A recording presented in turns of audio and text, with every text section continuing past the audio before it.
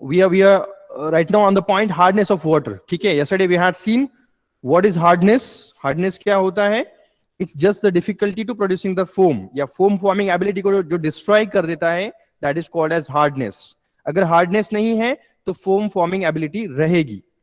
Easily foam can be formed by that particular water which doesn't have any type of hardness. मतलब वो soft water रहेगा, hard water नहीं रहेगा. ठीक है, that's the way. And what are the disadvantage of the hard water? We had seen wastage of the soap, detergent, scaling of the boiler, मतलब maintenance का part बढ़ेगा, increases the fuel consumption in a proper cooking, मतलब cooking के लिए भी ज्यादा time लगेगा तो ज्यादा देर के लिए उसको हीट करना है, गैस कंजम्पशन और ये सारी चीजें ज्यादा रहेगी, that we call increasing the fuel consumption. Then next increase in the pipe and fabric, वो भी मेंटेनेंस का पार्ट बढ़ेगा. डाइजेशन डिसऑर्डर भी हो सकते हैं, डिसएडवांटेज हमने देखे हैं ये last time, that was the disadvantage associated with the hard water. Now what are the type of hardness? ठीक है, टाइप ऑफ हार्डनेस क्या होते हैं वो अभी हम लोग देखने जा रहे हैं. मतलब हम लोग बोल रहे हैं hardness, no problem, but what are exactly the type of hardness and what will able to cause the hardness? क्या चीजें हैं जो हार्डनेस कॉज करती है into the water? So in this will see there are two types of hardness in the water, that is temporary hardness and a permanent hardness. दो तरह के hardness रहेंगे, temporary, name itself indicating temporary रहेगा, और permanent जो कि easily remove नहीं होगा, हमको उसके लिए स्पेशल मेथड अप्लाई करना पड़ेगा. टेम्पररी मेथड के लिए नॉर्मल हम लोग बॉइलिंग वगैरह करें तो निकल जाएगा, that's why we are calling temporary hardness. And permanent hardness के लिए कुछ स्पेशल मेथड्स लगेंगे. Now will see types of hardness में टेम्पररी हार्डनेस जो होता है, that is due to presence of the bicarbonates of calcium and magnesium. मतलब basically अगर देखा जाए तो बाइकार्बोनेट्स की वजह से होता है. ठीक है, बाइकार्बोनेट्स किसके? कैल्शियम और मैग्नीशियम के. मतलब आई मीन टू से कैल्शियम बाइकार्बोनेट, मैग्नीशियम बाइकार्बोनेट, तो ये जो आयंस होते हैं वो टेम्पररी हार्डनेस कॉज करते हैं इन द वाटर. मतलब बाइकार्बोनेट अगर प्रेजेंट है तो टेम्पररी हार्डनेस प्रोड्यूस करेंगे. ठीक है, and that can be removed just by boiling. ये जो temporary hardness है, as I told, it can be easily removed, तो just boiling की वजह से निकल जाएगा. on boiling CO2 जो है वो expel out हो जाएगा. जैसे आप देखते हो कि कुछ वेसल में, like you can see the image, यहाँ पे देखो इमेज में हम लोग जब वाटर बॉइल करते हैं तो due to the boiling bubbles उसमें से आते हैं, and in that part also CO2 जो है कार्बन डाइऑक्साइड, जो कि हार्डनेस के फॉर्म में बाइकार्बोनेट के फॉर्म में जो होता है वो कार्बन डाइऑक्साइड बन के निकल जाता है. We know that carbon dioxide is a gas and gas cannot be remain into a liquid. ठीक है, वो एक्सपेल आउट होके निकल जाता है. इसका मतलब CO2 निकल रहा है and that can be leads to a removing of these bicarbonates. ठीक है, and sometime precipitate भी प्रोड्यूस हो सकता है, that is of calcium carbonate और magnesium carbonate, जो कि डिपॉजिट हो जाएगा एट द बॉटम. समझ में आ रहा है? ये जो हम लोग बात कर रहे हैं टेम्पररी हार्डनेस की, ये सोल्यूबल टाइप की इंप्योरिटीज थी जो हमको नहीं दिखती थी, सोल्यूबल टाइप ऑफ इंप्योरिटीज, लेकिन इट वाज एन इंप्योरिटी और इट वाज एन हार्डनेस. ठीक है, और वो हार्डनेस को हम लोग क्या करें, जस्ट बॉइलिंग से उसको रिमूव करें. तो बॉइलिंग से बाइकार्बोनेट का क्या होता है, दो पार्ट में कन्वर्जन हो जाता है. थोड़ा पार्ट जो होता है बाइकार्बोनेट का CO2 बन के निकल जाता है, और थोड़ा पार्ट जो है वो प्रिसिपिटेट बन जाता है, that is in the form of calcium carbonate and magnesium carbonate. Bicarbonate का कार्बोनेट बन जाएगा. बाइकार्बोनेट जो है वो सोल्यूबल होता है. Bicarbonate is soluble into a water, इसलिए वो दिखाई नहीं देगा. लेकिन जब वो कार्बोनेट बन जाएगा, बाइकार्बोनेट से कार्बोनेट बन जाएगा, तो वो क्या हो जाएगा, इनसोल्यूबल हो जाएगा. इनसोल्यूबल हो जाएगा तो वो प्रिसिपिटेट आउट होकर के बाहर निकल जाएगा. ठीक है, और बाहर निकल जाता है तो उसको हम लोग फिर नॉर्मली फिल्टर करके उसको बाहर रिमूव कर सकते हैं. मतलब we are just removing this bicarbonates. ठीक है, जो टेम्पररी टाइप ऑफ हार्डनेस है उसको हम लोग क्या कर रहे हैं, रिमूव कर रहे हैं. Can also be remove by adding more lime. मतलब कैल्शियम हाइड्रोक्साइड है, इसको बोला जाता है क्लार्क मेथड. तो एक तो बॉइलिंग करके रिमूव कर सकते हैं, दूसरा जो होता है वो कैल्शियम हाइड्रोक्साइड ऐड करके उसके अंदर के जो भी है लाइक बाइकार्बोनेट्स उसको हम लोग रिमूव करेंगे. तो भी सेम ही CO2 और कैल्शियम कार्बोनेट के फॉर्म में रिमूव होगा by adding. This is the chemical method. समझ में आया? रिमूविंग दिस हार्डनेस, उसके लिए पहले हमने बॉइलिंग, उससे भी रिमूव किया जा सकता है. Second by adding a calcium hydroxide, that we are called clark method. मतलब केमिकल ऐड करके भी हम लोग को टेम्पररी हार्डनेस जो है bicarbonates of calcium and magnesium we can remove. ठीक है, ये हो गया temporary hardness. Next permanent hardness. Permanent मतलब कि वो इजीली रिमूव नहीं होता, इसलिए हम उसको परमानेंट हार्डनेस बोलते हैं. या नॉर्मली बॉइलिंग से जो रिमूव नहीं होगा, टेम्पररी हार्डनेस है बॉइलिंग से निकल जाएगा. ठीक है, लेकिन ये जो परमानेंट हार्डनेस है वो बॉइलिंग से नहीं निकलेगा, इसलिए हम उसको परमानेंट में ले रहे हैं. ठीक है ना, व्हाट आर द कॉजेस? जैसे टेम्पररी हार्डनेस था वो बाइकार्बोनेट की वजह से था, यहां पर जो परमानेंट हार्डनेस है that is due to presence of chlorides and sulfates of calcium and magnesium. Chlorides and sulfates of calcium and magnesium. समझ में आ रहा है? पहला क्या था? बाइकार्बोनेट की वजह से था टेम्पररी हार्डनेस, ये परमानेंट हार्डनेस है and it is due to presence of chlorides and sulphate. समझ लो ये डिफरेंस है टेम्पररी और परमानेंट की वजह से. And it is not remove by boiling, it removed by addition of the sodium carbonate, soda ash, sulfate of calcium and magnesium converted into the sodium sulfate, जो कि soluble insoluble होके निकल जाएगा. समझ में आ रहा है? क्लोराइड और सल्फेट के फॉर्म में अगर है इंप्योरिटीज तो सोल्यूबल रहेगी, अगर वही हमने अगर उसको सोडियम सल्फेट बना दिया तो इंसोल्यूबल होकर के निकल जाएगी या सॉफ्ट बन जाएगी. हार्डनेस रिमूव हो रहा है सॉफ्टनेस की वजह से. नेक्स्ट है बेस एक्सचेंज प्रोसेस. ये तो जो हम लोग बात कर रहे हैं कि परमानेंट हार्डनेस कैसे रिमूव किया जा सकता है, तो परमानेंट हार्डनेस रिमूव किया जा सकता है by addition of this sodium carbonate और सोडियम और सोडा एश. ये केमिकल्स है जो हमको ऐड करने होते हैं वाटर के अंदर, जिससे परमानेंट हार्डनेस जो है क्लोराइड और सल्फेट निकल जाएंगे. दूसरा जो होता है परमानेंट हार्डनेस को रिमूव करने का बेस एक्सचेंज प्रोसेस और permutit process. Base exchange normally we are calling ion exchange process, ion exchange. ठीक है, आयन एक्सचेंज. तो यूज ऑफ ये जो होता है लार्ज स्केल पे यूज होगा. Sodium permutit exchange is the calcium and magnesium ion.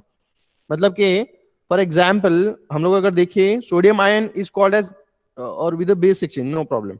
मुझे बोलना है कि सोडियम आयन जो होता है वो सॉफ्ट होता है और कैल्शियम और मैग्नीशियम हार्ड आयंस होते हैं. समझ में आए? मतलब अगर सर वाटर के अंदर आयंस प्रेजेंट हैं, वो कैल्शियम और मैग्नीशियम है, so that causes the hardness.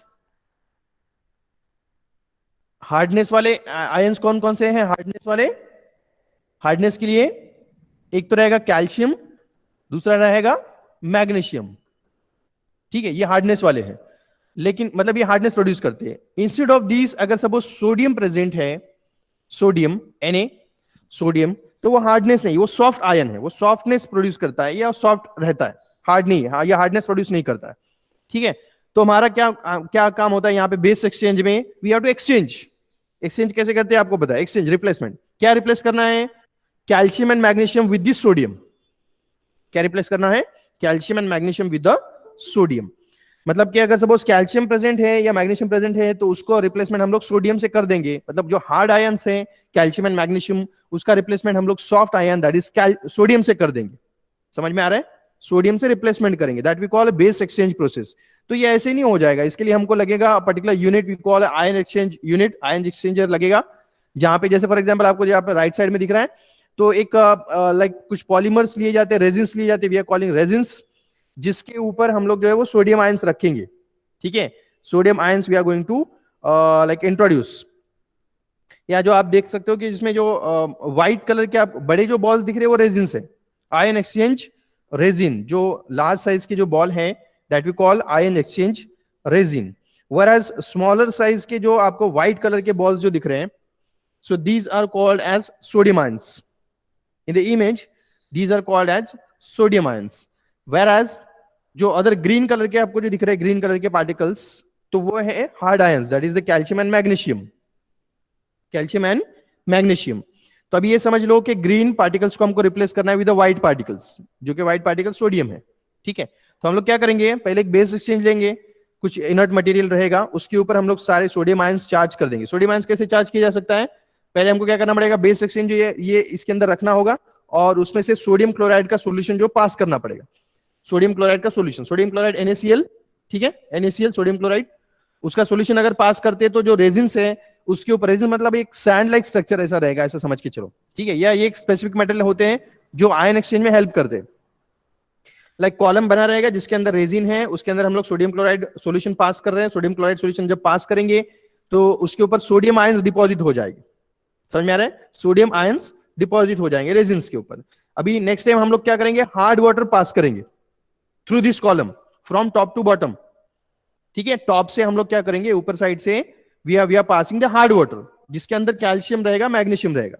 तो हार्ड वाटर जैसे पास होगा तो क्या होगा? जैसे वो पास होगा from as it passes its journey from top to bottom जैसे ट्रैवल करेगा, तो वैसे वैसे क्या होगा कि वो रेजिन के कांटेक्ट में आएगा. जहां पे भी सोडियम आयन है वो एक्सचेंज हो जाएंगे, मतलब सोडियम आयन वहां से रिमूव होंगे, वाटर के साथ मिक्सअप हो गए, और उस वाटर के अंदर जो मैग्नीशियम और कैल्शियम है वो रेजिन के ऊपर डिपॉजिट हो जाएगी.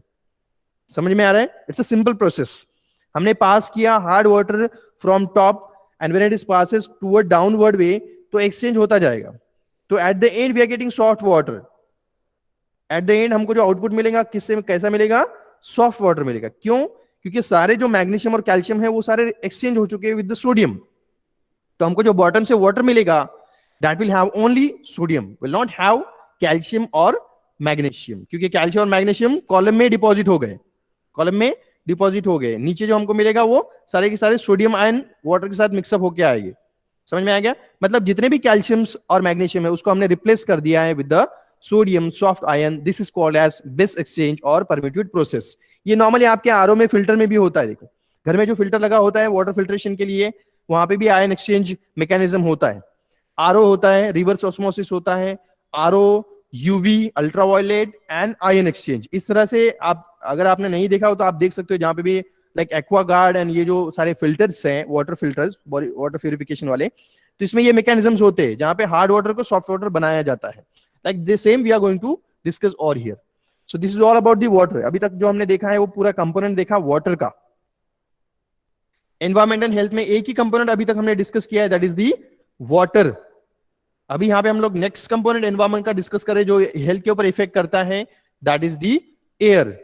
इसके पहले हमने वाटर देखा, उसके सोर्सेज देखे, उसके बाद में उसके क्या डिसीजेस होते हैं, उसके बाद में like what are the temporary hardness, permanent hardness, ये तो देखा. वाटर पोल्यूशन क्या होता है, वो कैसे डिटेक्ट किया जाता है.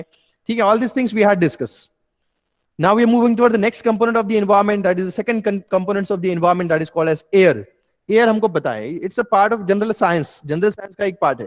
Composition of air की हम लोग बात करते हैं तो having nitrogen 70 to 90%, oxygen 21%, carbon dioxide 0.0 to 0.5%, and ये जो होता है this is called as standard composition of the air.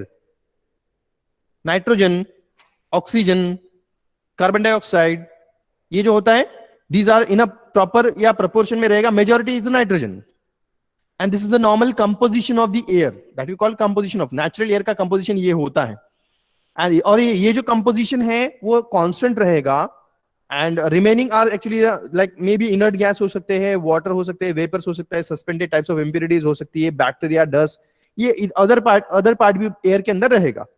लेकिन on a natural basis it will have only three components, that is nitrogen, oxygen, carbon dioxide and remaining inert gases कुछ रहेंगे. ये natural composition है. ठीक है, अब ये जो composition है in the air it has been maintained.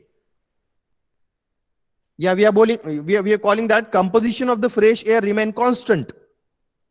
ये जो composition है, अभी आप बोलोगे ये हमेशा ऐसे कैसे रहता है? नाइट्रोजन हमेशा 80 to 90%, 80% के रेंज में कैसे रहेगा? ऑक्सीजन 20% के रेंज में कैसे रहेगा? कभी तो चेंज होना चाहिए ना. नहीं, ये नहीं होगा. By natural mechanism the composition of the fresh air remain constant. अभी कांस्टेंट क्यों रहेगा उसका रीजन ये है, UV rays and temperature and movement of air. ये जो है पैरामीटर, ये एयर का कंपोजिशन जो है वो कांस्टेंट रखते हैं, उसको कांस्टेंट बनाते हैं. समझ में आ रहा है?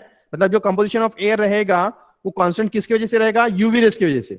उसके बाद में टेम्परेचर रहे जो है लाइक हीट की वजह से, लाइक समर सीजन में हीट होता है और due to the presence of heat, due to the presence of sun rays and UV rays, air जो है वो हीटअप होगा और हीटअप होने की वजह से वो क्या होगा? ट्रैवल होगा. यू नो वेरी वेल कि अगर सपोज एयर अगर हीटेड एयर होता है, हॉट एयर हो जाएगा, air become hot so it become less denser, density उसकी कम हो जाती है. डेंसिटी कम हो जाए तो मास भी कम हो जाएगा, मतलब वेट उसका कम हो जाएगा. वेट कम हो जाएगा तो इट कैन इजीली ट्रैवल, वो फ्लो होना स्टार्ट करेगा. Air will get start to flow due to heating of the air. Due to heating of the air, air heat होगा, उसकी डेंसिटी कम हो जाएगी, डेंसिटी कम होगी तो उसका वेट भी कम हो जाएगा. वेट कम हो जाएगा तो लाइट वेट हो जाएगा. लाइट वेट हो जाएगा तो it will subjected to travel from one place to another place. और ये ट्रैवलिंग की वजह से जहां पे जरूरत है डाइल्यूशन की, वहां पे जाकर के एयर खुद को डाइल्यूट कर लेगा, कूल करेगा. इस हिसाब से movement of air will be there. समझ में आ रहा है? मतलब हम लोग रेनी सीजन की जहां बात करते हैं, क्लाउड्स आर कमिंग, मानसून जो आते हैं, ये लो प्रेशर जोन जो बनता है, ये आपको पता है. ठीक है, ये मूवमेंट ऑफ एयर की वजह से होता है. सारी चीजें, बारिश का होना, all this things movement of air की वजह से होता है. So that due to that the composition again will remain constant. उसकी वजह से एयर मिक्सअप होते रहता है और देयर विल बी ऐसे कंपोजिशन जो भी रहेगा वो कांस्टेंट रहेगा, हमेशा वही प्रोपोर्शन में मेंटेन किया जाएगा.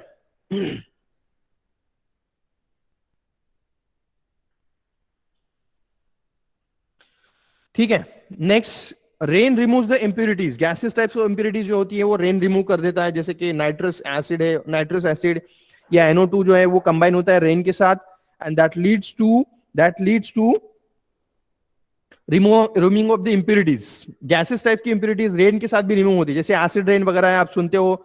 तो ये कुछ जो कंपोजिशन अगर बढ़ जाए, इम्प्यूरिटीज बढ़ जाए, नाइट्रस या नाइट्रोजन गैस, या नाइट्रोजन गैस नहीं, नाइट्रस ऑक्साइड, तो in that case it will lead to formation of nitric acid, और वो एसिड बन के रेन के साथ आता है, that we call acid rain, that we call acid rain. तो इस तरह से ये रहेगा। Next, green plants can exchange O2 with CO2, exchanges O2 and CO2। जो जैसे हम लोग बोले कि ऑक्सीजन और CO2 का कंपोजिशन जो है वो कांस्टेंट ही रहेगा, हमेशा ऑक्सीजन 20% रहेगा, carbon dioxide may be less than 1%। तो ये कौन मेंटेन करेगा? Plants, definitely, you know very well, plants are being exchange in the gases, CO2 को वो इनहेल कर लेते हैं और ऑक्सीजन को रिलीज करते हैं, that is by maintaining by the plants. उसके बाद हम लोग देखेंगे एयर पोल्यूशन। ठीक है, हम लोग मतलब एयर वाला पार्ट यहाँ पे देख रहे हैं। Air pollution, the term air pollution applied when there is an excessive concentration of the foreign matter in which and which are harmful to the health. मतलब एयर के अंदर ऐसे कुछ पार्टिकुलेट मैटर आ जाए जो एक्सेस हो जाए, मतलब जो कॉम्पोजिशन ऑफ एयर है वो भी अगर चेंज हुआ तो समझो कि एयर पोल्यूटेड हो गई। चेंज, मैंने बोला कि चेंज नेचुरली मेंटेन किया जाता है, लेकिन कुछ जगह पे ऐसा हो कि बहुत ज्यादा एयर पोल्यूटेड हो तो उतने पर्टिकुलर एरिया में क्या होगा, वो कंपोजिशन डिस्टर्ब हो जाएगा। मतलब कंपोजिशन ऑफ एयर जो है, ऑक्सीजन नाइट्रोजन, उसका जो प्रोपोर्शन है वो चेंज हो जाएगा। चेंज अगर हो गया तो एयर पोल्यूटेड हम लोग बोल सकते हैं। तो excessive concentration of the foreign matter, ये भी हो सकता है, डस्ट वगैरह है, और एक टॉक्सिक गैसेस अगर आ गए एयर के अंदर तो that is harmful for the health, we call air pollution. Next, sources of air pollution क्या क्या होते हैं? फर्स्ट हम लोग देखेंगे इंडस्ट्रीज, केमिकल, फर्टिलाइजर। आप देखते हो कि इंडस्ट्रीज में जो है, इंडस्ट्रीज से जो टॉक्सिक गैसेस एक्सपेल आउट होते हैं बाहर, that will have much toxicity, और वो टॉक्सिसिटी करेंगे एयर को, because they are directly mixing in the air. Though they are at the high level, top level पे वो होते हैं, हाइट पे होते हैं, लेकिन even though they are mixing some other most of the proportion of the toxic gases into the air, so that is one of the reason that we call industries chemical fertilizers, इसकी वजह से होगा। next, coal burning, oil, agricultural waste, ठीक है।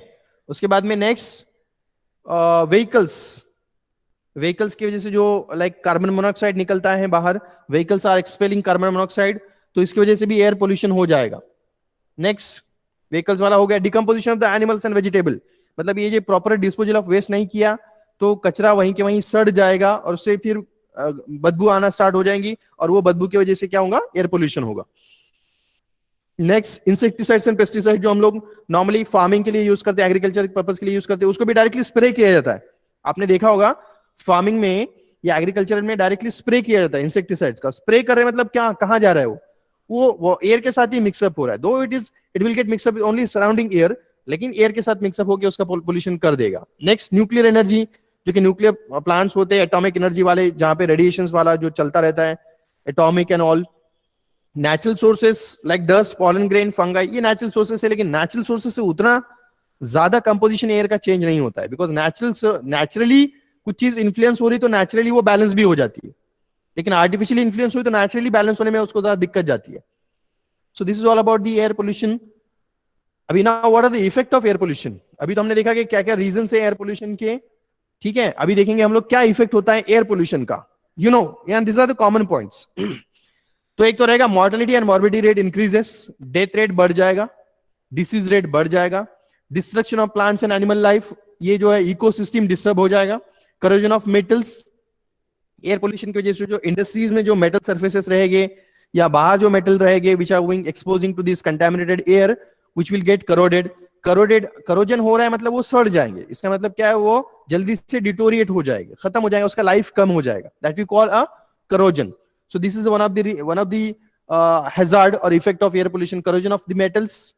Next, buildings will get damage, जैसे कि air pollution है तो ताजमहल के ऊपर जो इफेक्ट हुआ है एसिड रेन का, these are our heritage actually, these are our heritage। तो ये हेरिटेज वाले जो बिल्डिंग्स हैं, सो ये सब डैमेज होंगी। जैसे कि आपने सुना होगा कि ताज के ऊपर जो है वो ताजमहल के ऊपर एसिड रेन का इफेक्ट हो गया था, because it was made up by marbles, ठीक है। तो उसके ऊपर जो है वो एसिड रेन का इफेक्ट हो गया था, उसके ऊपर ब्लैक स्पॉट्स प्रोड्यूस हो गए थे, It means that was due to the presence of the air pollution, damage of the buildings, or we are calling damage of our heritage. तो उसका एग्जाम्पल अभी हमने देखा ताजमहल का. Next, decrease visibility. विजिबिलिटी कम हो जाएगी, जैसे कि विजिबिलिटी मतलब फोगिंग्स, फोग जो होता है, फोग वो क्रिएट हो जाती है, ये एयर पोल्यूशन की वजह से होता है. लाइक हाईवेज पे आप देखते हो कि फोग की वजह से क्या होगा, रोड एक्सीडेंट्स होते हैं. हाईवे पे क्या होगा, आगे का दिखाई नहीं देगा, विजिबिलिटी कम हो जाएगी फोगिंग की वजह से, फोग की वजह से. और वो फोग क्यों हो रहा है, स्मोक प्लस फोग, स्मोग या फोग इसको बोला जाएगा. We are calling smog. ठीक है, तो ये क्यों हो रहा है, that is due to the air pollution. और एयर पोल्यूशन की वजह से, वो स्मोक की वजह से क्या होगा कि there is a decrease in the visibility decrease हो गया. तो आप देख सकते हो कि हाईवे पे जो एक्सीडेंट्स होते हैं ये इसकी वजह से ही होते हैं. नेक्स्ट, ये एयर पोल्यूशन की वजह से हो रहा है. Suppose effect of respiratory functions, जैसे कि बहुत सारे रेस्पिरेटरी डिसऑर्डर्स हो जाते हैं. Like for example, like smoke है, एस्थमा है, स्ट्रोक है, एस्थमा है, कॉन्जेस्टिव या कफिंग है, ब्रोंकाइटिस है, लंग्स का जो डिसऑर्डर है, कैंसर है, high BP, high blood pressure. ठीक है, ये सारे बहुत सारे, हार्ट अटैक, ये सारी चीजें जो है वो एयर पोल्यूशन की वजह से हो सकती है. या the person are being exposing to the air pollution for long period of time will subjected for these types of disorders, asthma, coughing, bronchitis. ठीक है, कैंसर, हाई ब्लड प्रेशर, ये सब चीजें हो सकती है when it is being exposed to. मतलब overall it affect on respiratory functions या रेस्पिरेटरी डिसऑर्डर्स हो सकते हैं. नेक्स्ट, अभी उसको प्रिवेंशन कैसे किया जाएगा. प्रिवेंशन के लिए फर्स्ट है कंटेनमेंट. कंटेनमेंट मतलब प्रिवेंशन, रोकना. कंटेनमेंट समझा, रेस्ट्रिक्शंस. तो रेस्ट्रिक्शन क्या क्या करना पड़ेगा, रेस्ट्रिक्शंस. दैट रेस्ट्रिक्शन की अगर हम लोग बात करते हैं तो to try to stop the release the toxic substances, जैसे कि स्मोकिंग है, या जहां पे भी लाइक इंडस्ट्रीज से भी जो भी, लाइक फॉर एग्जांपल इंडस्ट्रीज से भी जो टॉक्सिक गैसेस रिलीज होते हैं, उसके ऊपर भी एक वॉच होता है, उसके ऊपर भी एक कंट्रोल होता है by the government, and that we call containment. Containment मतलब प्रिवेंशन. हर एक को एक रेस्ट्रिक्शन दिया जाएगा कि इससे ऊपर नहीं जाना चाहिए. जैसे कि हमारे व्हीकल में भी होता है एक रेस्ट्रिक्ट, पीयूसी होता है हमारा, ठीक है, पोल्यूशन कंट्रोल यूनिट. ठीक है, तो दैट वी कॉल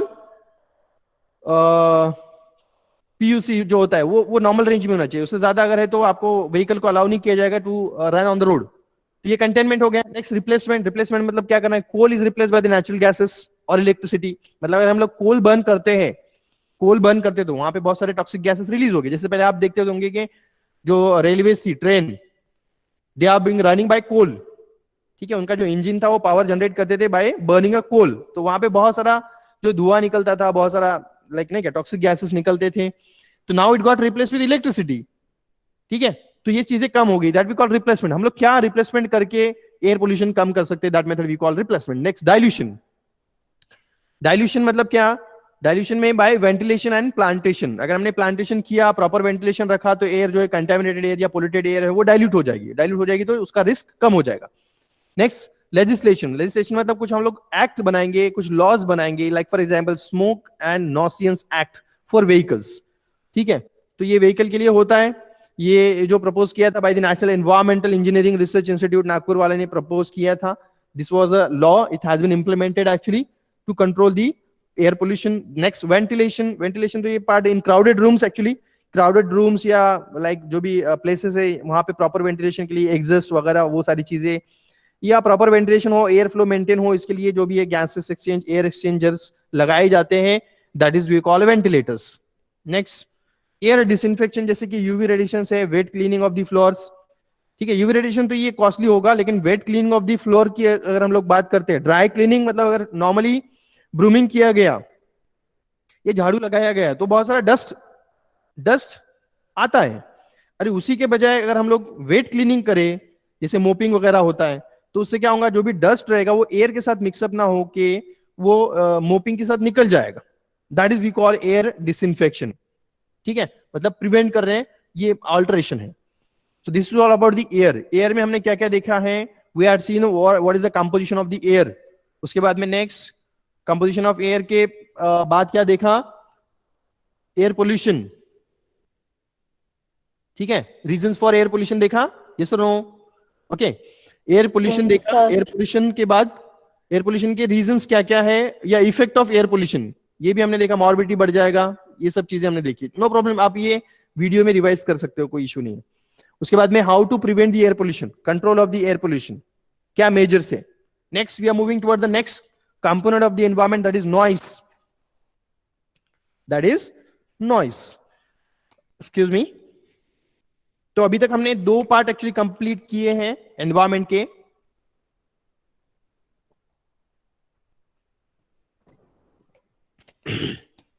जो मेजर पार्ट था वो वाटर था। नेक्स्ट जो हमने लिया है air. Now we are moving to see the noise, noise and effect of noise, noise क्या होता है। उसके बाद में what are the effect of noise. Noise is an unacceptable sound and it's not pleasant to hear, इसको बोला जाएगा noise. इसके अलावा जितना भी जो भी रहेगा उसको वॉइस बोलेंगे हम लोग। समझ में आ रहा है what is the difference between voice and noise. Voice जो बियरेबल हो, जो प्लीजेंट टू हियर हो, सुनने के लिए जो अच्छा लगता है, that we call a voice.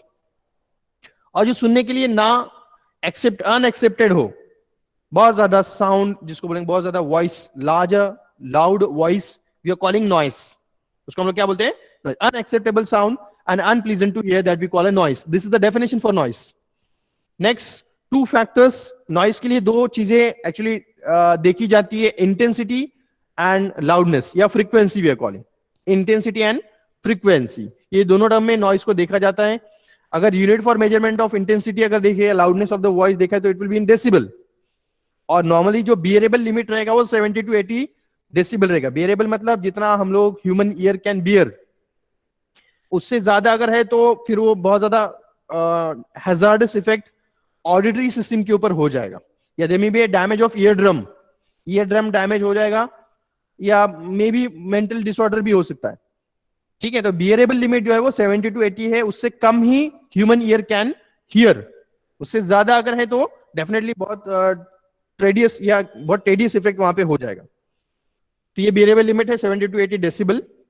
Unit for frequency, तो चलो ये तो हर्ट्स में होता है, लेकिन फ्रीक्वेंसी से ज्यादा हम लोग इंटेंसिटी के ऊपर ज्यादा फोकस करते हैं। इंटेंसिटी कितनी है, ज्यादा इंटेंस लाउड वाला या ज्यादा इंटेंसिटी वाला साउंड हम लोग नहीं सुन सकते। उसकी लिमिट जो होती है, मेजरमेंट का यूनिट होता है decibel. We have a standard limit 70 to 80 bearable, उससे ज्यादा नहीं पॉसिबल होगा, या उससे ज्यादा अगर है तो बहुत सारे उसके कॉन्सिक्वेंसेस हो गए ना। What are the effect of noise. Effect of noise में अगर हम लोग देखेंगे तो there are 2 types of effects are being produced. Auditory effect, auditory effect मतलब जो सुनने वाला जो हमारे सेंसरी ऑर्गन से है उससे रिलेटेड इफेक्ट रहेगा auditory effect. Loud noise causes the deafness, बहरापन आ जाएगा, सुनाई नहीं देगा, आगे कुछ भी सुनाई नहीं देगा, बहरापन, that we call deafness. Temporary और परमानेंट हो सकता है, दैट डिपेंड्स कि कौन सा साउंड जो है वो फ्रिक्वेंटली एक्सप्रेस हुआ है, या नॉइस किस तरह का नॉइस था, उसके हिसाब से डीफनेस तो होगा, वो टेम्पररी या परमानेंट हो सकता है, that we call auditory effect, इसको बोला जाएगा auditory effect. Next non auditory effect में, like for example irritability and annoyance.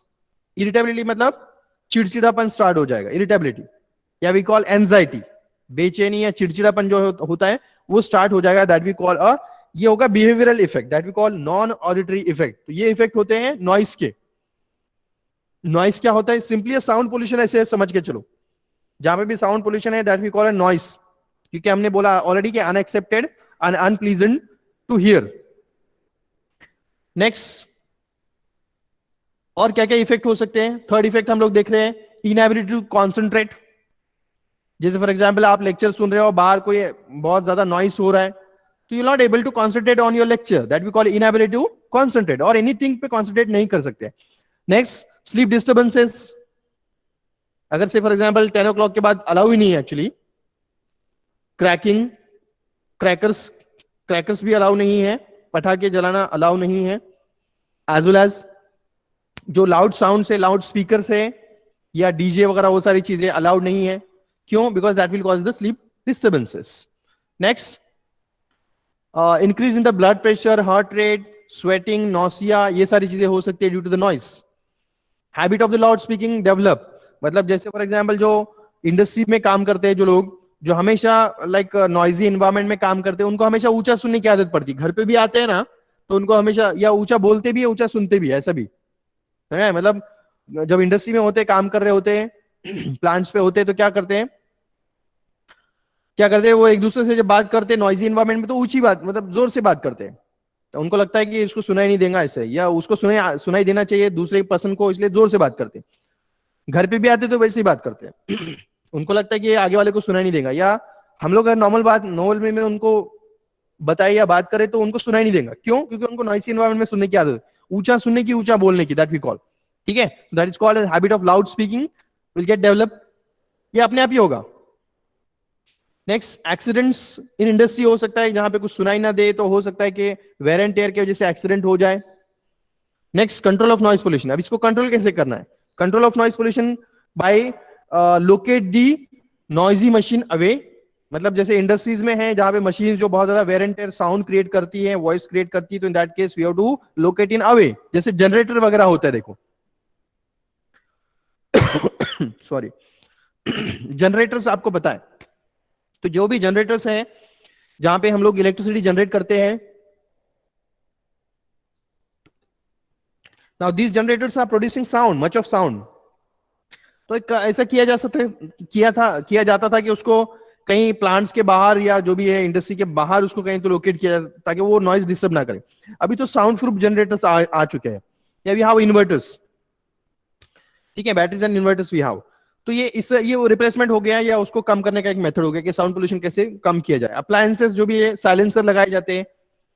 जैसे हमारे बाइक में जो साइलेंसर लगा होता है, या हमारे व्हीकल में जो साइलेंसर लगा होता है, उसका फंक्शन क्या होता है? To minimise the sound. Silencer बोलते हैं हम लोग उसको, साइलेंसर, साइलेंट कर देगा। ठीक है, कुछ लोग क्या करते हैं, साइलेंसर को निकाल देते हैं, फिर वो नॉर्मल एक्टिवा भी है तो बुलेट जैसा वो उसका साउंड आएगा। समझ में आया? तो that the thing I mean to say, application of the silencer. ये एक एग्जांपल हो गया कि नॉइज पोल्यूशन कैसे उसको रिड्यूस किया जा सकता है। Next, workers are expose to the loud noise, use ear plugs. मतलब जो लोग वर्कर्स जो है लाउड नॉइस में काम कर रहे हैं, इंडस्ट्री में काम कर रहे हैं, तो they have to use the ear defender. Ear defender, ear defender मतलब कैसे? हम लोग देखो जैसे हेडफोन लगा देते हैं घर में, ओके हमारा जो भी है वो सुनते रहते हैं ताकि बाहर की आवाज हमको ना आए, isn't it? जैसे मतलब घर में किसी ने काम भी बोला तो वो भी नहीं सुनाई देना चाहिए। मम्मी ने, पापा ने, या किसी ने, घर वालों ने, किसी ने काम बोला तो वो बिल्कुल भी सुनाई नहीं देना चाहिए। इस हिसाब से हम लोग क्या करते हैं, ईयर डिफेंडर लगा, ये हेडफोन लगा लेते हैं, मतलब हमको कुछ डिस्टर्बेंस नहीं होना चाहिए। ठीक है, that we call noise using ear plugs. Next, vehicles must be check periodically. ये तो मैंने आपको बोला, पीयूसी का एग्जांपल है, जो एवरी 6 मंथ में, नाउ अभी वो एनुअली हो गया, नो प्रॉब्लम, लेकिन वो उसका चेकअप पीरियोडिकली करना होता है। We have to issue the certificate that we call PUC. PUC नहीं है तो आपको फाइन भी लगेगा, और पीयूसी नॉर्मल लिमिट में होना चाहिए, उसका रेंज भी है। Next, educate the people about the noise, ये बहुत जरूरी है, educate the people about the noise pollution. तो ये फार्मासिस्ट का काम रहेगा, because we are going to learning this all noise pollution, उसके हैजार्ड क्या है, ये सब चीजें। तो हमारा ये काम बनता है कि हम लोगों को एजुकेट करें। हेल्थ एजुकेशन का ये पार्ट रहेगा, to educate the people about the noise pollution. तो उससे लोग अगर एजुकेट हो गए तो सुधार आ सकता है। कोई दूसरे से, मतलब हम लोग जस्ट बोल के सुधार नहीं ला सकते, खुद से वो चीज चाहिए, खुद से इंप्लीमेंटेशन करे तो उसमें बहुत सारी चीजें इंप्रूव हो सकती है। That we call, we have to educate the people और सोसाइटी और community regarding the noise pollution. Next, lightning. Lightning ये जो होता है, ये तो सिंपल पार्ट है लाइटनिंग। चलो इसके रिलेटेड हम लोग थिंग्स देख लेंगे। Good lighting means the light should be sufficient. Good lighting जो हम लोग बोलेंगे, सफिशियंट होना चाहिए, and for the visibility and for in order to prevent the eye strain. मतलब बहुत ज्यादा डिम और बहुत ज्यादा स्ट्रॉन्ग लाइट, ये दोनों भी चीजें हार्मफुल होती है। जैसे हम लोग देखें कि हम लोग पावर कंजम्पशन मिनिमाइज करने के लिए हम लोग एलईडी यूज करते हैं। LED stand for light emitting diodes, उसके अंदर होते हैं एलईडी बल्ब्स हम लोग नाउअडेज वी आर यूजिंग। लेकिन उससे जो लाइट जो प्रोड्यूस होता है बहुत ज्यादा इंटेंस लाइट होता है। अगर हम लोग उसको डायरेक्टली नहीं देखना चाहिए। जो एलईडी बल्ब्स वगैरह होते हैं, अगर वो ग्लो फॉर्म में है या शुरू है, तो उसको डायरेक्टली हम लोग को नहीं देखना है। क्यों नहीं देखना है? बिकॉज दैट में able to actually that is a more intense light. तो बहुत ज्यादा इंटेंस भी ना हो और बहुत ज्यादा डिम भी ना हो। डिम भी लाइट में काम करने में हमको दिक्कतें जाती है, आई स्ट्रेन होता है। Hello Atharva, mute yourself. Sorry sir. ठीक है, तो हम लोग यहाँ पे लाइटनिंग की बात करें, सफिशिएंट लाइट होना चाहिए, not too intense not too dim, क्योंकि दोनों भी चीजें में आई स्ट्रेन हो सकता है, आंखों के ऊपर प्रेशर आ सकता है, ठीक है, रेटिनल डैमेज भी हो सकता है। Next, it should not be flicker. Flicker मतलब फिर वो कम ज्यादा ऐसा नहीं होना चाहिए, फ्लिकिंग फ्लक्चुएटिंग नहीं होना चाहिए। यूनिफॉर्म, जो भी लाइट सोर्स हम लोग यूज करेंगे that should be uniform in order to avoid the complications. Natural, जैसे कि सन जो है वो नेचुरल एग्जांपल है लाइट का, ये लाइट सोर्स का actually. Artificial lightning required wherever there is say during the night hours, we know very well, और क्लाउडी डेज में हम लोग आर्टिफिशियल लाइटनिंग लाइट्स ऑन करते हैं, नो प्रॉब्लम। बट ये ओवरऑल ये है कि इट शुड बी सफिशिएंट और it should be constant, it should be uniform, ठीक है, it should not be fluctuating, it should not be too much deem, to not to strong, ज्यादा intense नहीं होना चाहिए, लाइटनिंग की प्रॉपर्टीज है। ठीक है, तो ये हो गया। नेक्स्ट, अभी हम लोग मूव हो रहे हैं toward the next part that is called as solid waste management, solid waste disposal and its control, that we call solid waste management. ठीक है, तो सॉलिड वेस्ट मतलब क्या होता है, चलो हम लोग देख लेंगे। सॉलिड वेस्ट मतलब जो भी कचरा वगैरह वेस्ट जो क्रिएट किया जाता है, वेस्ट जो निकलता है हमारे घर से, ठीक है, इंडस्ट्री से, जो भी है, ऑफिस से, that we call a waste, solid waste. लेकिन वो सॉलिड होना, लिक्विड नहीं। दो तरह का वेस्ट हमारे यहां से निकलता है, that is a solid and liquid waste. Solid waste का मैनेजमेंट कैसे किया जाए, लिक्विड वेस्ट का मैनेजमेंट, ड्रेनेज वगैरह जो होता है लिक्विड वेस्ट, उसका मैनेजमेंट कैसे किया जाता है। So both we have to see one by one. So we are going to see first solid waste and its disposal, management कैसे किया जाता है। सॉलिड वेस्ट मतलब क्या, it's the waste or the solid waste is the unwanted waste material from industry, from houses, from street, from arising from man activities। ये सब चीजों से जो वेस्ट निकलता है, आपको इमेज में दिख रहा होगा, इमेज में आपको दिख रहा होगा बहुत सारा, एक ढेर सारा पड़ा हुआ है, that we call a solid waste. बहुत सारा हमारे सिटी में भी बहुत जगह पे आपको ऐसा दिखने के लिए मिलेगा। हम लोग बोलते हैं स्वच्छ पुणे सुंदर पुणे, लेकिन पुणे तिथे काय उणे, लेकिन यहाँ पे आपको देख सकते हो कि ये चलो प्रैक्टिकली भी आप कहीं निकलो घूमने तो आपको बहुत सारी जगह पे ये सब दिखेगा। ठीक है, so that we call a solid waste. अभी इसका मैनेजमेंट कैसे होता है, मैनेजमेंट नहीं हुआ तो इस तरह का ढेर लग जाएगा, समझ में? तो चलो अभी मैनेजमेंट देख रहे हैं हम लोग। It is denoted by the refuse, उसको हम लोग क्या बोलते हैं, रिफ्यूज, वेस्ट मैटर। ठीक है, उसको हम लोग एक्सेप्ट नहीं करते ना, रिफ्यूज करते हैं, इसलिए we are calling refuse. Next, sources of refuse क्या क्या रहेंगे, फर्स्ट हम लोग देखेंगे क्या क्या कहां से निकलता है।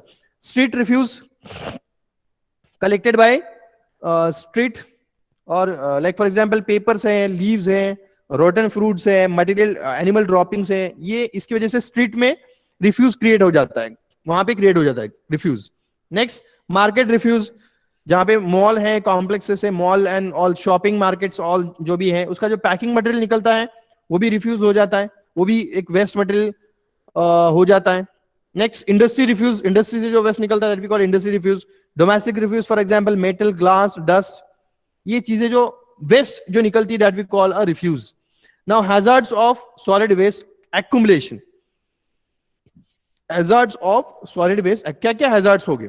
एक तो होगा, आप देख सकते हो कि यहाँ पे जो इमेज में जैसा दिख रहा है, इस तरह का अगर एक्युमुलेशन हो गया, accumulation of the solid waste, तो क्या क्या होता है हम लोग देख रहे हैं। Fermentation of the organic matter and flavours badly and causes the fly breeding, मतलब इस तरह का अगर पड़ा रहेगा तो वहीं के वहीं उसका फर्मेंटेशन हो जाएगा, मतलब माइक्रोब्स उसके ऊपर एक्ट करेंगे, उसको डिटोरिएट करने की कोशिश करेंगे, जो ऑर्गेनिक मैटर उसके अंदर है, ऑर्गेनिक वेस्ट, ठीक है, ऑर्गेनिक वेस्ट मतलब बायोलॉजिकल वेस्ट, और उसके से बदबू आना स्टार्ट हो जाएगी, उसके ऊपर मक्खियां, ये सारी चीजें जो फ्लाइज है उसके ऊपर आना, आकर के ब्रीडिंग होगी, उसका नंबर्स बढ़ेगा, पॉपुलेशन बढ़ेगा, समझ में आ रहा है, मतलब it will simply cause the fly breeding. Next, that refuse, ये जो इस तरह का अगर रिफ्यूज है तो वो अट्रैक्ट करेगा रैट्स को, फ्लाइज को, and it conveys the pathogens to man also. जो रैट्स फ्लाइज है क्या करेंगे, ये इस जगह पर जाकर के, वो तो इनवाइटेड है ना यहाँ, इस ऐसी जगहों पे रैट्स जो हो गए, या मक्खियां जो हो गई, या ठीक है, या flies, house flies and all, तो यहाँ पर जाके वो दावत खा के आएंगे और वापस घर आएंगे, तो फिर वहां से डिसीज लेके आएंगे, ठीक है, it will conveys the pathogen to the man. Next, air pollution होगा, डेफिनेटली बदबू आना स्टार्ट हो जाए तो एयर पोल्यूशन भी होगा। वाटर पोल्यूशन होगा, where if there is a rainy season, ठीक है, ऐसा ही पड़ा है, सड़ रहा है सारी चीजें, और उसके ऊपर सपोज रेनिंग हो गया, देयर इज अ रेन, तो rain water will get mix all these content, and may be अगर ऐसा हो गया गलती से भी कि ये सारा जो rain water mix up with this all contamination will get mix up with drinking water stream, तो उसको जाके भी कंटेमिनेट, ड्रिंकिंग वाटर में वो कंटेमिनेशन क्रिएट कर देगा, और इस तरह से वाटर बॉर्न डिसीजेस होगी, बहुत सारे वाटर बॉर्न डिसीजेस हो सकते हैं, दैट लीड्स टू, मतलब ये सारे हैजार्ड्स रहेंगे if there is accumulation of the solid waste. Now disposal of solid waste, ठीक है, पहले हमने देखा सॉलिड वेस्ट क्या होता है, जो कि रिफ्यूज होता है, कहां कहां से मिलता है, कहां कहां से बनता है, वो सब हमने देखा, अभी कहां से निकलता है। दूसरी चीज उसके हैजार्ड क्या क्या है, if this solid waste are accumulated तो उसके हैजार्ड्स क्या रहेंगे, वो अभी हमने देखे अभी just sorry in the last slide. Now we are moving toward the disposal of the solid waste, मतलब ये जो सॉलिड वेस्ट अगर निकलता है इसका प्रॉपर मैनेजमेंट, प्रॉपर डिस्पोजल अगर होता है, तब जाके उससे जो हैजार्ड्स होने वाले उसको हम लोग मिनिमाइज कर सकते हैं उसको हम लोग मिनिमाइज कर सकते हैं। तो what are the methods to dispose this solid waste? तो first method is dumping. First method क्या है? डंपिंग। डंपिंग मतलब कि किधर ले जाके डंप करना, जो भी पूरा कलेक्ट किया जाता है सॉलिड वेस्ट जो भी निकल रहा है, और बाहर जो है, बाहर सिटी से बाहर जहां पे डंपिंग ग्राउंड्स होते हैं, आपने सुना होगा, ठीक है, बॉम्बे में भी है, इधर हमारे पुणे में भी है, फुरसुंगी वगैरह उस साइड में देखिए, ठीक है, तो उस तरफ जाकर के जाके डंप किया जाता है, but this is wrong actually, ठीक है, मतलब हम लोग हमारे घर का जो भी है वेस्ट निकल रहा है और नेचुरल एनवायरमेंट को ले जाके उधर डस्ट कर रहे, डंप कर रहे, तो this is not a proper method, I think so. दूसरों को उससे परेशानी अगर हो रही है तो दिस इज रॉन्ग, समझ में आ रहा है, that will be exactly wrong. लेकिन ये एक मेथड है कि डिफ्यूज किया जा, लेकिन जहां पे किसी को कुछ परेशानी नहीं हो रही है, लो एरियाज वगैरह, तो वहां पे लेके डंप किया जा सकता है, दैट वी कॉल डंपिंग, ठीक है। Next second method sanitary land filling. तो अभी इसमें क्या किया जाता है, as you can see in the image, तो एक बड़ा सा एक पिट, एक गड्ढा किया जाता है, बड़ा सा, बहुत बड़ा, ठीक है, या लो लाइंग एरियाज जो भी है, लाइक हिल वैली जो है या खाई वगैरह जो होती है, वहां पर ले जाके डंप करके उसको कवर कर दिया जाता है, ऐसे खुला नहीं छोड़ दिया जाएगा, that we call sanitary land filling. The material to be trench and covered with the earth every day. इसका एडवांटेज ये रहेगा कि उससे जो भी टॉक्सिक गैसेस, हमने उसको कवर कर दिया विद मिट्टी से कवर, या जो भी पर्टिकुलर मटेरियल से अगर उसको कवर कर दिया अंदर फील करके इन लो लाइंग एरियाज, ठीक है, तो उसका एक एडवांटेज रहेगा कि उससे जो भी गैसेस वगैरह निकल रही है वो डायरेक्ट एयर के कांटेक्ट में नहीं आएगी, ठीक है, या तो फिर हम लोग बोलेंगे कि डायरेक्टली वो एक्सपोज नहीं होंगे ऑन द ओपन एनवायरमेंट, या हो सकता है कि अंदर ही अंदर उसका बायोलॉजिकल डिस्ट्रक्शन हो जाए, may be it will get heated up to 60 year, वो अंदर के अंदर उसकी प्रोसेस चलती रहेगी, and after 6 month it will be ready as a manure, मतलब वो फर्टिलाइजर हम उसको यूज कर सकते हैं, उसके अंदर जो भी ऑर्गेनिक डिस्ट्रक्शन हो जाएगा अंदर ही अंदर लैंड फीलिंग के अंदर, और वो जो है वो उसका फर्टिलाइजर में कन्वर्जन हो जाएगा, that can be use as a fertilizer. ये उसका एक we are calling a sanitary land filling. Sanitary मतलब हमने उसको सील करके रखा ना, खुला नहीं छोड़ दिया, इसलिए हम उसको सैनिटरी बोलेंगे। As well as land filling मतलब उसको जो लो लाइंग एरियाज है या लो ट्रेंच वगैरह है उसको हम लोग फील कर रहे हैं और उसको कवर कर दे, that's we call sanitary land filling. ये एक मेथड है to dispose the solid waste. Next burning. Burning और is also called as incineration. ये थर्ड मेथड है जिसमें सॉलिड वेस्ट हम लोग उसको डिस्पोज कर सकते हैं या प्रॉपर उसका मैनेजमेंट कर सकते हैं। सो ये जो रहेगा बर्निंग, ये सभी मटेरियल के लिए सुटेबल नहीं है, जो हमारे घर से जो वेस्ट निकलता है उसके लिए सुटेबल नहीं है। It will be specially suitable for hospital, ठीक है, हॉस्पिटल्स में जो होता है नॉर्मली, जो लाइक ब्लड वगैरह से कंटामिनेटेड जो वेस्ट निकलता है, सर्जिकल्स एंड ऑल, ऐसा हम लोग जिसको बोलेंगे dressing material and all, operate करने के बाद उसके लिए तो एक मेथड, एक ये भी होता है, अलग से सिस्टम होता है बायोलॉजिकल वेस्ट वाला कलेक्शन के लिए, वो अलग होता है। लेकिन पैरेलली बर्निंग इंसिनरेशन मेथड भी हम लोग यूज कर सकते हैं, particularly for the hospital waste या लेबोरेटरी वेस्ट। पैथोलॉजिकल लेबोरेटरीज में जैसे सैंपल्स होते हैं, ठीक है, सैंपल कलेक्ट किए जाते हैं ना, टेस्ट होने के बाद में सैंपल का क्या किया जाएगा, कहीं पे थोड़ी ना फेंक दिया जाएगा उसको, उसके लिए स्पेशल मेथड होती है, that we call incineration. Furnace will be there, like you can see in image, उसको बर्न कर दिया जाता है ताकि वो सेफ हो जाए और उसका जो हैजार्ड दूसरे को ना पहुंचे, ठीक है, इसके लिए। या बायोलॉजिकल वेस्ट कलेक्टिंग वाला एक यूनिट होता है, वो आकर के कलेक्ट करके वो भी नॉर्मली इस तरह से उसको डिस्पोज करते हैं। तो फोर्थ मेथड हम लोग देख रहे हैं कंपोजिटिंग। पहला कौन सा देखा, डंपिंग, नॉर्मली जाके डंप कर दिया। दूसरा सैनिटरी लैंड फिलिंग। तीसरा बर्निंग अभी जो देखा। चौथा अभी हम लोग देख रहे हैं कंपोजिटिंग। कंपोजिटिंग में क्या होता है, normally the refuse is combined with the organic matter, कुछ ऑर्गेनिक मैटर मतलब जो आपका जो भी वेस्ट है उसके साथ कुछ ऑर्गेनिक मैटर थोड़ा मिला दिया जाएगा, जैसे कि झाड़ की पत्तियां वगैरह, वो सारी चीजें। As well as it may subjected for some of the bacterial action. आप देख रहे हो इस तरह से उसको भी सील किया जाएगा, फील किया जाएगा under the land, in the trench और इन अ बिग पिट, ठीक है। डिगिंग करके उसको उधर में डंप किया जाए, उधर में उसको रख दिया जाएगा।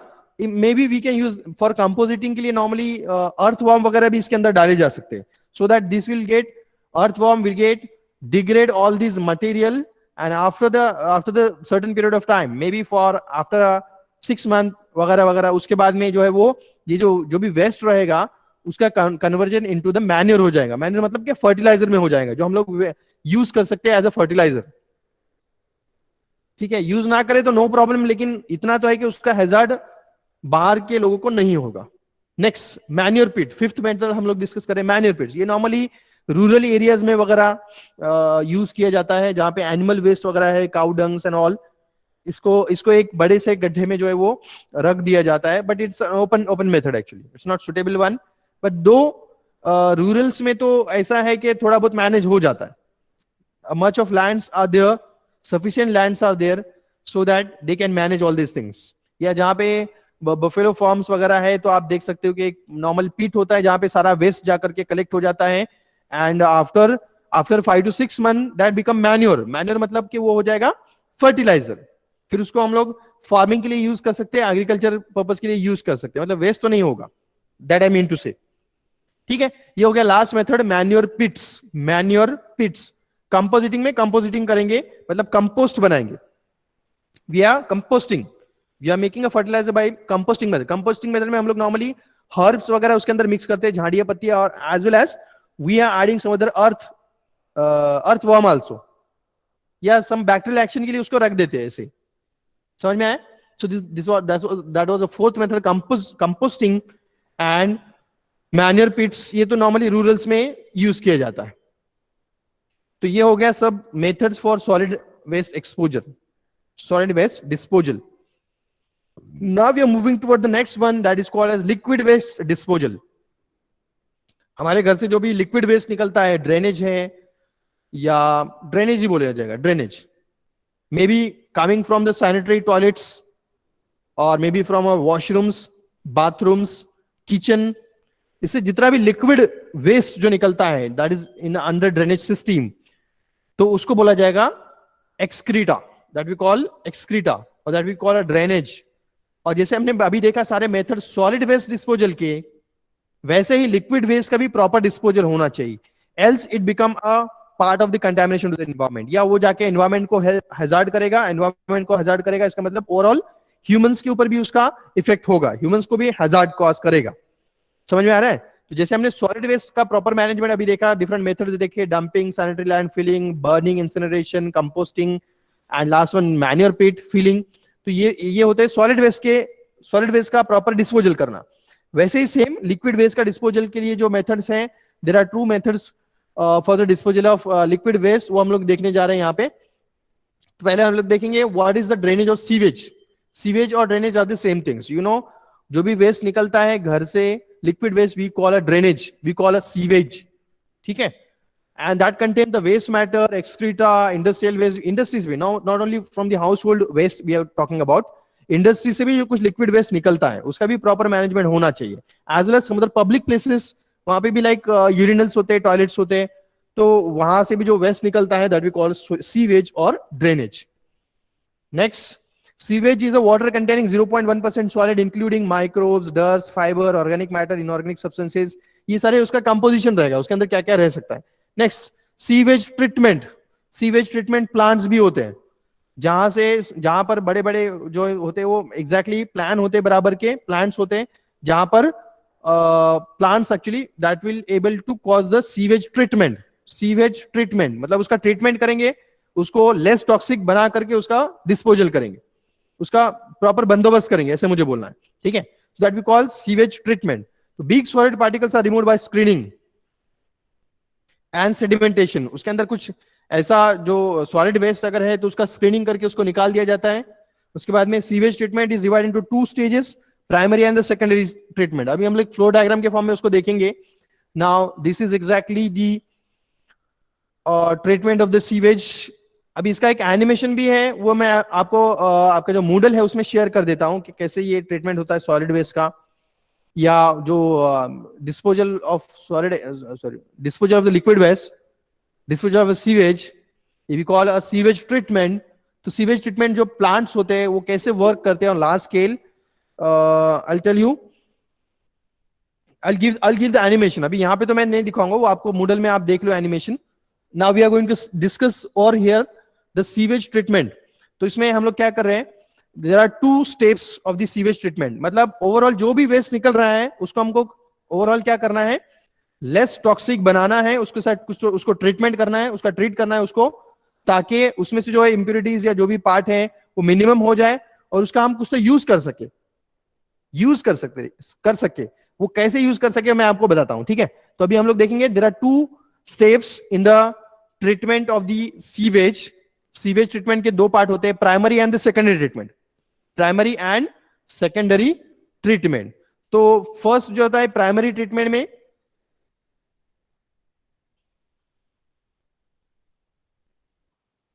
स्क्रीनिंग एक रहेगा प्राइमरी ट्रीटमेंट में, एंड ग्रिड सेटिंग चेंबर। मतलब अगर हम लोग देखें ग्रिड टैंक एंड ये वाला हाफ पार्ट यहां से यहां तक, लेफ्ट साइड वाला, सॉरी हाँ, left side of the screen, ठीक है। तो वो जो रहेगा वो प्राइमरी ट्रीटमेंट है। मतलब प्राइमरी ट्रीटमेंट में आएगा दिस स्क्रीनिंग, जो कि ग्रिड टैंक रहेगा, सेडिमेंटेशन टैंक रहेगा जो सेडिमेंट करेगा। Grid tank will subjected for screening. Screening मतलब कि उसमें से जो सॉलिड वेस्ट है उसको निकाल देगा। Sedimentation will allow to sediment and will form the two layers, supernatant and जो सेटल डाउन होगा बॉटम में वो सेडिमेंट रहेगा। इस तरह से ये रहेगा सेडिमेंटेशन टैंक। और उसके बाद में जो सेकेंडरी ट्रीटमेंट है उसमें फिर एक्टिवेशन ये वाला जो है एंड फिल्टर बेड वाला जो है वो दो स्टेप्स किए जाएंगे। समझ में आ रहा है? Primary and secondary treatment. अभी हम लोग बात कर रहे हैं प्राइमरी ट्रीटमेंट की। फर्स्ट स्टेप प्राइमरी ट्रीटमेंट, ठीक है। प्राइमरी ट्रीटमेंट में क्या किया जाता है, जो भी सीवेज रहेगा it's subjected for screening out. मतलब यहाँ पे स्क्रीन लगी रहेगी, जहां से स्क्रीनिंग होगा, मतलब एक नेटवर्क रहेगा जिसमें से सॉलिड जो भी बिग पार्टिकल्स है वो अलग हो जाएंगे एंड देयर विल बी से बैफल। हम लोग बात करें ग्रिड टैंक की, we are talking about this grid tank. तो ग्रिड टैंक में इस तरह का अरेंजमेंट रहेगा, आप देख सकते हो कि flow of the drainage, flow of the sewage in such a way. तो पहले तो यहाँ पे स्क्रीनिंग हो जाएगा, स्क्रीनिंग की वजह से सॉलिड पार्टिकल्स निकल जाएंगे। नेक्स्ट स्टेप में या in a grid tanks in the next way they are moving in such a way, baffles मतलब एक ब्रेकर जैसे होते हैं, हम लोग जैसे रोड पे ड्राइव करते तो ब्रेकर्स होते हैं, लाइक यहाँ पे जो है वो बैफल्स रहेंगे विच विल सब्जेक्टेड, या डाइवर्जेंस रहेंगे सिंपली। इस तरह का अरेंजमेंट रहेगा ताकि फ्लो इस तरह से मेंटेन हो जिगजैग वे में, या alternate up and down flow that leads to we call gridding tank. तो जिसमें वी कॉल बॉटम में थोड़ा बहुत जो है वो सेटलिंग हो सकता है या सेग्रीगेशन हो सकता है।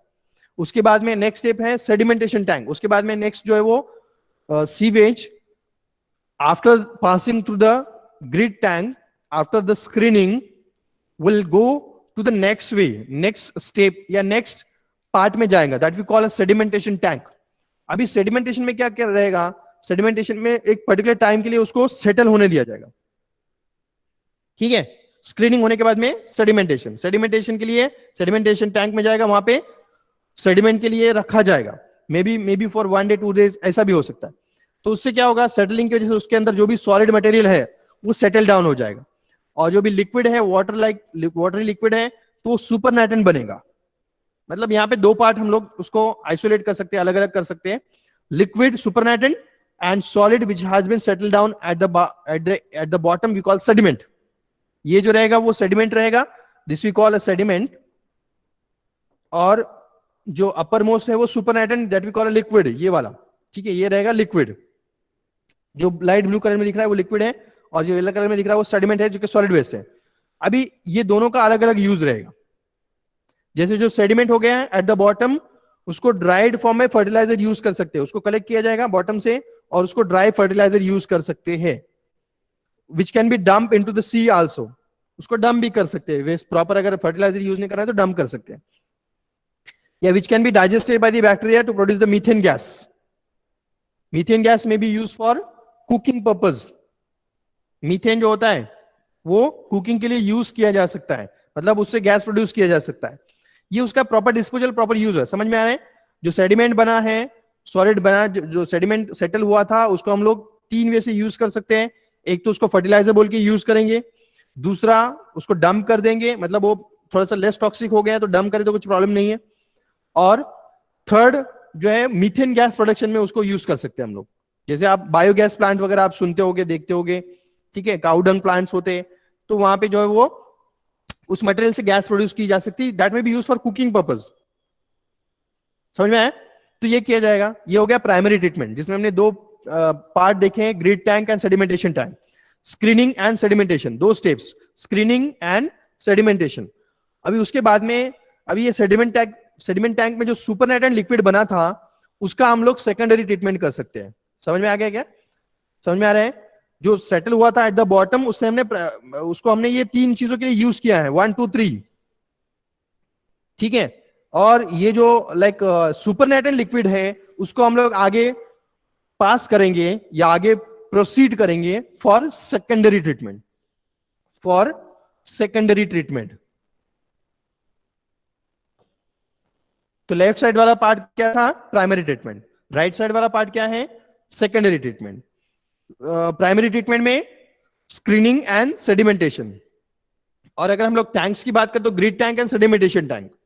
वराज इन सेकेंडरी ट्रीटमेंट, अभी यहां पे क्या किया जाएगा? सेकेंडरी ट्रीटमेंट जो भी सुपरनेटेंट मिला है हमको सेडिमेंटेशन टैंक में से, उसको आगे चल के फर्स्ट थिंग ये चीज है जो liquid effluent, that we call liquid effluent, that we call liquid effluent, ठीक है, उसको हम लोग एरिएटर से ऑक्सीजनेटेड करेंगे। समझ में आ रहा है?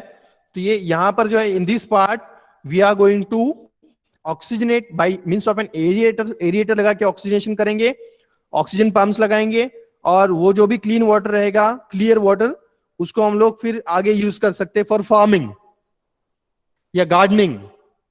गार्डनिंग फार्मिंग के लिए हम लोग उसको यूज कर सकते हैं। दूसरा जो है स्टेप्स किया जाता है in the secondary treatment, filter bed से उसको पास किया जाएगा। जो भी लिक्विड इफ्लुएंट मिल रहा है उसको फिल्टर बेड से पास किया जाएगा, and by passing through the filter, जैसे हमने कल देखा था small slow sand filter, sand filters वगैरह ये रहेंगे, तो इससे उसको पास करके हमको जो भी आउटलेट मिलेगा, आउटपुट मिलेगा, वो कलेक्ट किया जाएगा by means of an filtration. यहां से फिल्ट्रेशन होगा, आप देख सकते हो यहाँ पे उसको स्प्रिंकल किया जा रहा है ऑन द फिल्टर बेड, और फिल्टर बेड से जैसे वो पास होगा तो we are getting at the bottom, we are getting clean water, ठीक है, we are getting clean water which may be not used, definitely will not use for drinking and all purpose, not for washing purpose, we can use for agricultural purpose। समझ आए?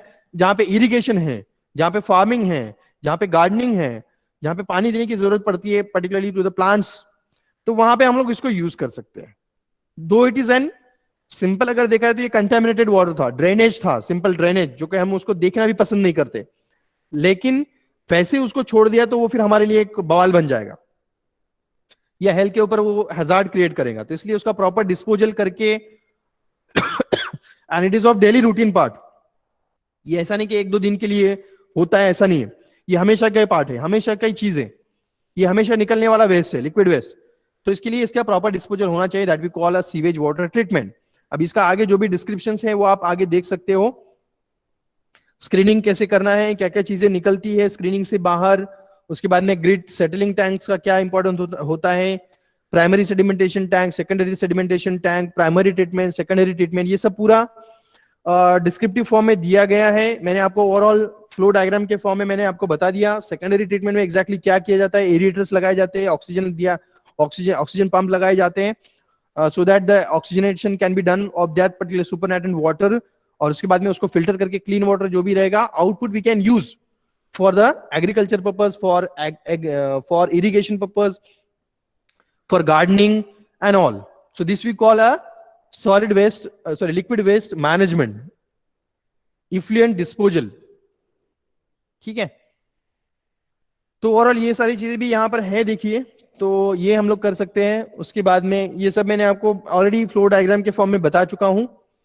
Next alternative methods, अभी इसके अलावा दूसरी जो method है without treatment भी directly जहां पे सी शोर्स वगैरह है तो डायरेक्टली, या रिवर है तो उसमें डायरेक्टली छोड़ दिया जाता है, river out, we call sea and river out, ये अल्टरनेट मेथड है।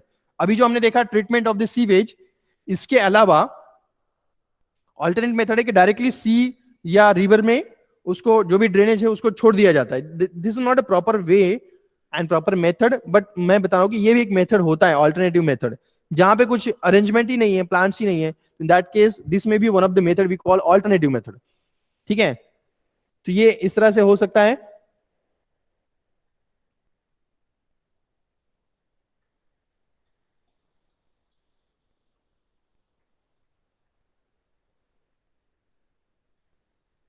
और सीवेज फॉर्मिंग, ये तो मैंने आपको बोला कि directly can not be use, directly without treatment तो हम लोग यूज नहीं कर सकते, लेकिन जहां पॉसिबल है कि ओनली लिक्विड वेस्ट ही है और एक पर्टिकुलरली फ्लो बन गया है तो वहां पे यूज भी किया जा सकता है। That we call a sewage farming, we call a sewage farming to irrigate the lands, to irrigate the lands for use for agriculture purpose, तो वहां पे भी यूज कर सकते हैं डायरेक्टली विदाउट ट्रीटमेंट। ऑल्टरनेटिव मतलब क्या, जहां पे हम लोग उसका ट्रीटमेंट नहीं कर रहे, डायरेक्टली डिस्पोजल कर रहे हैं, तो जहां पॉसिबल है वो किया जा सकता है। जहां पे नहीं पॉसिबल तो लाइक सिटीज में तो ये पॉसिबल नहीं है, उसका ट्रीटमेंट करना जरूरी है, लेकिन रूरल्स और अर्बन्स में may be it may be possible.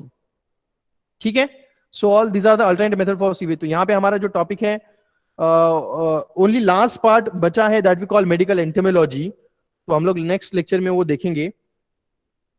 Next जो है मेडिकल एंटेमोलॉजी है, तो we have to see in next lecture